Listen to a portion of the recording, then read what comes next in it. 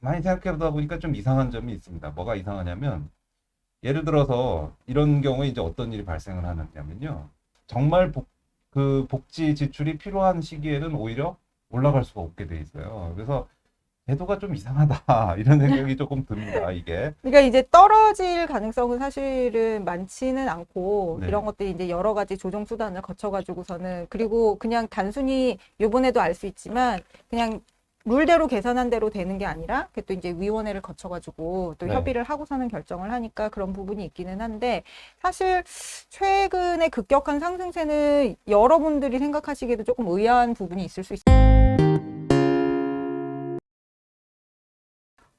뭐 중요한 기사들이 되게 많더라고요. 근데 그 와중에 그래도 저도 이제 평소에 관심 가지고 있었던 그런 이슈라서 한번 가지고 와봤습니다. 그 중위소득이라는 게 있는데요. 이제 중위소득이 5.2%, 5.02% 인상됐다. 기준 중위소득이라는 게 음. 그런 기사였어요. 근데 이제 요거를 그럼 어디서부터 설명을 드려야 되나라고 했는데 일단은 중위소득이 중요성. 뭔지. 예, 그러니까 중위소득이 뭔지 하고 네, 네. 중요성이 왜, 그러니까 이게 왜 중요한지인데 일단 중위소득에 대해서 말씀을 드리면 우리가 보통 이제 어떤 여러 가지 수치들이 있을 때 그거를 대표하는 값으로 평균을 제일 많이 쓰거든요. 그러니까 평균이라고 하는 건 다 합친 다음에 그 합친 것의 개수로 나누는 것이 이제 평균인데 소득에 대해서는 우리가 중위값이라고 하는 것을 대표적으로 많이 씁니다. 평균 대신에. 그게 왜 그러냐면 사실은 평균을 쓰는 것에 바탕에 있는 아이디어는 분포가 이렇게 약간 뭐랄까 평균 근처에 이렇게 대칭으로 있을 거다라고 하는 것을 전제로 하거든요. 그럼 이렇게 대칭으로 있고 거기에 평균을 구하면 아 대충 이게 이것의 분포를 대표를 하겠구나라고 하는 기대가 있어서인데 소득은 사실은 그려보면요. 여러분들 보시기에 소득이 이제 낮은 소득에서부터 높은 소득까지 이렇게 쫙 나열을 하고 사람 수 분포를 계산을 이렇게 그려보면은요. 아무래도 요 부분에 이렇게 조금 두껍게 있다가 저기로 갈수록 굉장히 길게 예, 제가 화면 밖으로 벗어날 뻔했습니다. 예, 굉장히 길게 이렇게 점점점 그리고 저 위로 가면 정말 점점점이 있거든요. 근데 이런 분포, 이렇게 대칭적이지 않은 분포를 보이기 때문에 평균을 구하게 되면 사실은 조금 이렇게 높은 소득 쪽에 약간씩 편향되는 그런 문제점이 있습니다. 그러다 보니까 중위값을 쓰게 되는데 중위값은 뭐냐면요.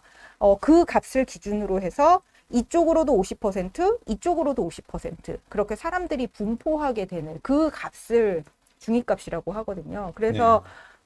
그래서 이제 평균보다는 소득 분포에 대해서는 좀 더 대표한다. 네. 그동안 좀 어려운 거를 하시다 오신 거예요. 죄송합니다. 이게 너무 막 이 죄송합니다. 분포까지 설명을 하시고 그러셔가지고. 제가 저 네네. 의욕 네네네. 과당 갑죠. 의욕과다. 자, 그래서 네네. 핵심만 말씀드리면 네. 50% 50% 나뉘는 네. 기준이 되는 값이 이제 소득 중위값이 됩니다. 근데 이게 왜 중요하냐면 굉장히 많은 정책들, 특히 복지 정책들의 그 기준이 되는 소득이에요. 그래서 특히 중위소득의 50%, 그러니까 중위소득의 반이라고 하면 그걸 이제 OECD에서도 빈곤층을 그 이렇게 가름하는 그래서 이제 심지어는 사실은 그 빈곤층만 벗어나면 중위층, 중산층이거든요. 그래서 이제 중위소득의 50%에서부터 150%까지를 중산층으로 잡고 뭐 하여튼 중위소득의 50% 이하는 빈곤층으로 잡고 이제 요런 기준이 되는 수치들입니다. 그래서 복지 정책에 굉장히 여러 개의 복지 정책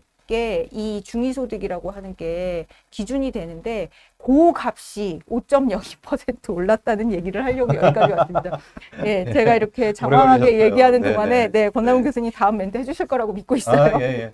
아니, 그러니까 어, 뭐 기준 중위소득이라는 게 뭐 딱 중간에 있는 사람의 소득이 얼마나 되느냐 이건데 중위소득이 올라갔다라는 거는 우리나라의 소득이 전반적으로 올라갔다는 뜻이니까 사실 뭐 좋은 일입니다. 그 자체는 좋은 일인데 우리가 이제 복지 기준을 중위소득을 중심으로 해서 중위소득에 얼마만큼 못 미치는 분들에게 뭐 수당을 드린다 뭐 이런 식으로 돼 있으니까 중위소득 지표가 올라가면 복지 수당도 더 많이 지급을 하게 되는 게 되는 그렇죠. 거죠. 그러다 보니까 이게 돈이 많이 들잖아요. 그 몇천억씩 당장 이제 더 돈이 나가야 되는 그런 상황이 되니까 기재부 입장에서는 굉장히 당황하는 거죠. 그래서 안 그래도 지금 돈 쓸 데가 많은데 복지 지출이 늘어나는 거 아니냐 너무 이제 이런 걱정을 합니다. 근데 이제 뭐 생각해 보면 늘어났다는데 뭐 늘어난 거야 뭐 어떡하겠냐. 이게 당연히 뭐 드려야지. 이렇게 생각할 수 있는데 제가 이제 그 처음에 이제 민 교수님이 기사를 아, 가져오실 네네. 때 네. 저도 제가 그렇게 생각했어요. 아니 뭐 어떡하라고 그러면 중위소득이 늘어나면 올라갔는데. 늘어나면 늘어나는 거지. 근데 가만히 생각해 보니까 좀 문제가 없는 건 아니더라고요. 이게 뭐가 문제라고 생각이 되냐면 이게 그러니까 원래는 보통 한 매년 2% 정도 그 정도 올라갔대요. 올라가다가 근데 이번에 5%가 올라간 게 이제 두 가지 요인인데 하나는 2017, 통계가 18, 바뀌었죠. 19년 그 두 가지 요인이죠. 네. 그래서 그 17, 18, 19년에 딴 때보다 소득이 좀 더 많이 올라간 것 같고요.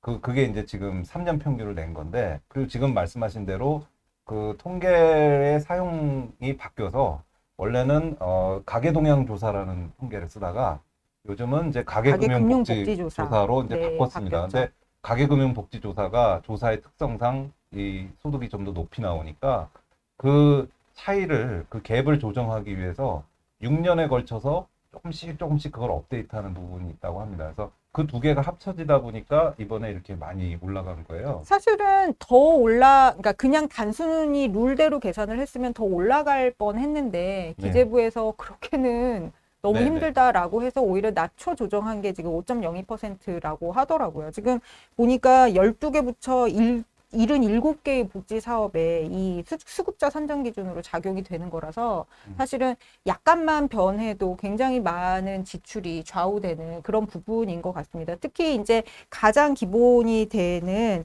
생계급여, 이건 정말 현금으로 급여가 지급이 되는 건데, 이게 이제 중위소득의 30%에 안 되는 분들한테 그 30%까지는 맞추도록 그 지급을 하는 거거든요. 그거 외에도 뭐 아주 대표적으로 뭐 교육급여라든지 뭐 주거급여라든지 전에 또 의료급여라든지 하는 것들이 다 이 중위소득에 연동이 돼서 결정이 되는 부분이기 때문에 사실 이 네. 퍼센티지 상승이라고 하는 게 이제 예민하게 볼 수 있는 부분은 분명히 있기는 하죠.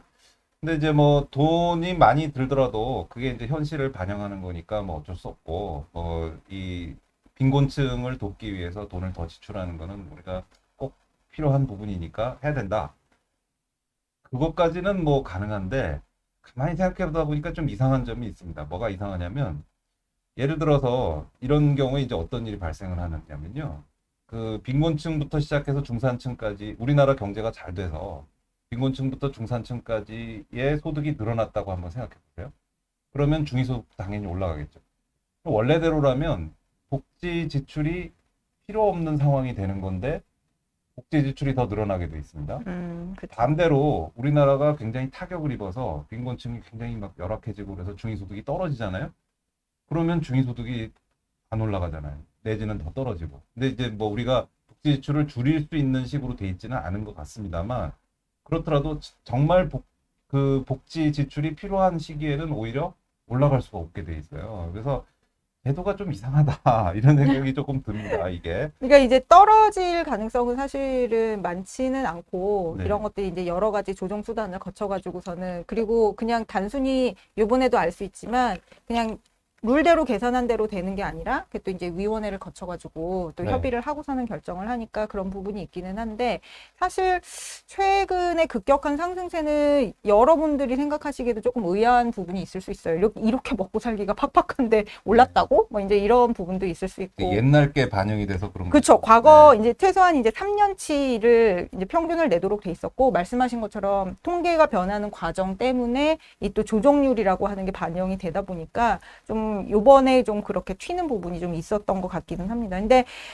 지금 뭐 여러 가지로 이게 이제 이 복지제도, 그다음에 이제 사실 또 기본소득이랑 연관을 해가지고 이걸 어떻게 큰 틀에서 봐야 되느냐라고 하는 논의가 계속 되고 있기 때문에 네. 요런 그냥 그러니까 중위소득이라는 게 이런 의미가 있구나라고 하는 걸 한번 얘기 나눠보고 싶어서 예. 기사 그러니까 가지고 한 왔습니다. 가지만 뭐 말씀드리고 다음으로 넘어가면요. 네. 그러니까 이게 중위소득을 기준으로 잡는 게 나름의 고민을 가지고 이제 잡은 건 사실인데 결국은 중위소득을 기준으로 잡는다는 건 상대적 평가를 하는 완전히 거거든요. 상대적 평가죠. 그러니까 제가 아까 말씀드린 것처럼 진짜로 빈곤층이 얼마나 빈곤한가를 파악하고 빈곤을 해소해야 되겠다라기보다는 중위소득을 기준으로 삼는 순간 상대적으로 덜 버시는 분들의 그 소득을 메꿔주겠다. 약간 철학이 그렇게 바뀌게 되는 겁니다. 맞아요. 그래서 그러다 보니까 예. 정말로 얼마나 빈곤한지에 대한 그 부분이 사라지게 돼버려요. 그래서 이런 부분은 앞으로 조금